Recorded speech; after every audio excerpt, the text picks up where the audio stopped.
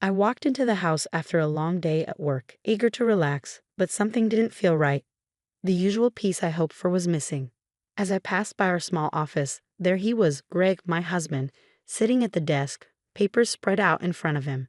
And not just any papers, my personal files, bank statements, and journals. The realization hit me like a punch. My heart pounded as I tried to make sense of what he was doing. What are you doing, Greg? I asked, my voice quivering with a mix of anger and disbelief. He looked up slowly, not the least bit apologetic. Just checking on things, Emma, he replied calmly, his tone patronizing. With the baby coming, I need to know everything's in order. His nonchalance stirred a deep anger within me, one I had tried to bury for too long. You have no right to go through my things, I said, trying to keep my voice steady, trying to hold onto whatever shred of respect I had left for him. Greg barely flinched. Instead, he leaned back, crossing his arms as if I were the one overreacting. Emma, your finances are our finances. If there's a problem, it's my business too. You're about to be a mother, and you're acting like I don't have a right to know. Don't we all need to be responsible here? His words were smooth, like he'd rehearsed them, but the look in his eyes was hard. He was crossing a line he didn't even seem to see. But it wasn't just about today. This was about the months I'd spent watching Greg and his mother, Susan, slowly take control of my life, invading my personal space, my decisions, and even my thoughts. That evening, I couldn't sleep. I tossed and turned, Greg snoring peacefully beside me, while my mind raced, replaying our conversation and every red flag I'd ignored. Since the moment Susan had moved in temporarily to help with the pregnancy, my life had felt like a tightrope walk. And yet, in every decision, Greg sided with her. If I wanted space, she needed to help. If I expressed a preference, I was being difficult. My wants and needs became secondary, and then, it seemed, they became invisible. The next day, I confided in my best friend, Rachel. We met at our usual coffee shop, a place where I felt like I could breathe. Rachel listened carefully, her eyes widening as I poured out everything I'd been holding back. The constant belittling, the passive-aggressive comments from Susan, the feeling of being trapped in my own home. Emma, she said finally, her voice soft but firm, you don't have to keep living like this. You're not alone. You deserve so much better than this. You deserve to be happy. Her words struck me, and a knot I hadn't realized was there loosened just a little.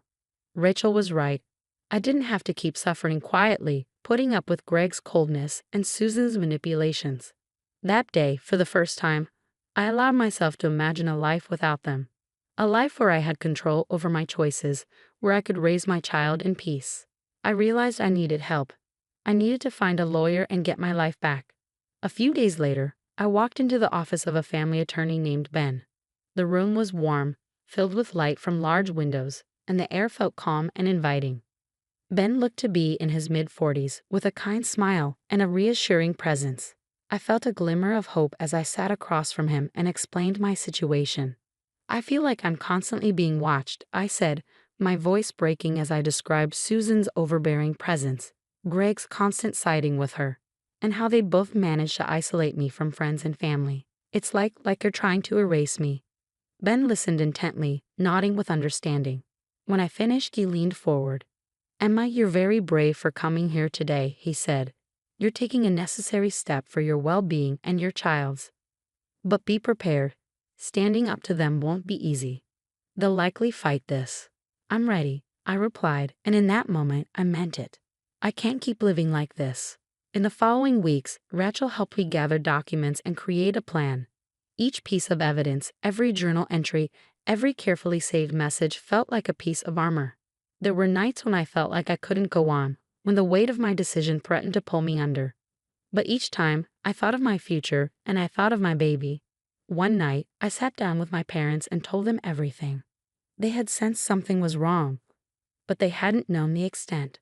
Their support was unwavering, and the pride in my father's eyes as he told me, "You're stronger than you know," Emma, gave me the resolve I needed. Finally, the day of the hearing arrived. I barely slept, my stomach a bundle of nerves as I walked into the courthouse with Rachel and Ben beside me. The waiting area was filled with people, all facing their own battles. I tried to steady my breathing, reminding myself that this was my fight for freedom, for my life back. Greg and Susan were already seated when I entered the courtroom. Greg's face was hard, expressionless, while Susan's gaze was cold and sharp, her eyes calculating. She looked at me as though I were a stranger, but that's exactly what I'd become to her. I wasn't the submissive woman she'd wanted me to be. Ben leaned over and whispered, "Remember, Emma, you're here to tell your story, to claim back what's yours." I took a deep breath, feeling my strength return. I was ready. When it was my turn to speak, I walked to the stand, my legs trembling but my mind sharp. I took a deep breath and started from the beginning. I married Greg because I loved him, and I thought we could build a life together. But things changed, I said, my voice steady. His mother moved in without asking me. Suddenly, every decision I made seemed to be a problem. I was treated like an outsider in my own home.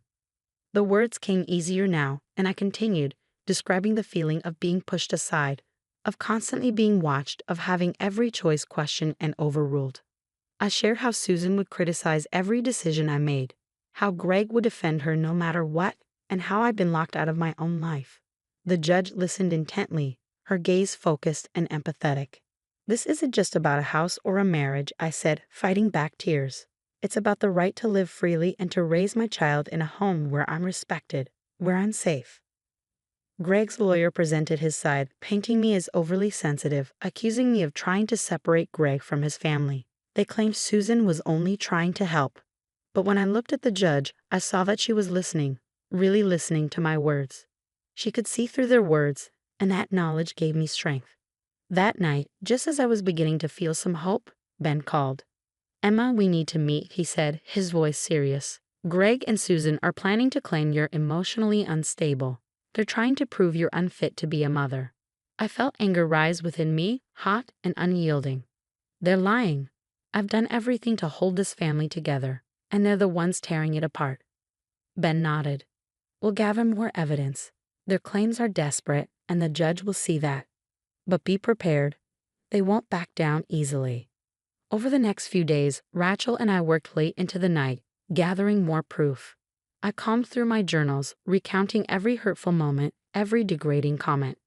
The memories were painful, but each one steeled my resolve. I would not let them win. Finally, the day of the final hearing arrived. The courtroom felt colder, the tension palpable.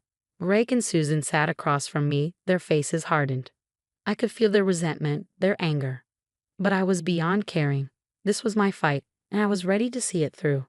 As I spoke, I laid bare every moment of manipulation, every instance of feeling like a prisoner in my own home. I described the pain of being isolated, the nights I'd spent crying in silence, feeling like I was disappearing. I could see the judge's expression soften, her brow furrowing as she absorbed my words. Finally, Greg's lawyer tried once more, repeating their claims of my supposed instability. But I saw the judge's expression shift. She wasn't buying it. When the judge delivered her verdict, her voice was calm but firm. "Based on the evidence and testimonies, I find that Emma has endured emotional abuse and manipulation. I am granting her full custody of her child and sole ownership of the home." The relief washed over me, so powerful I thought I might collapse. I'd won. I was free. In the weeks that followed, I moved back into my house, my true home, and started redecorating, reclaiming my space. Every brushstroke of paint, every new piece of furniture felt like a step forward, a small victory in rebuilding my life. And as I stood in what was now my baby's nursery, looking out the window with my hand on my growing belly, I whispered a promise to my child. "You'll grow up in a home filled with love and respect, a home where you can be anything you want to be." I knew my journey wasn't over, but I'd finally taken control. I was no longer lost. I was finally, truly free.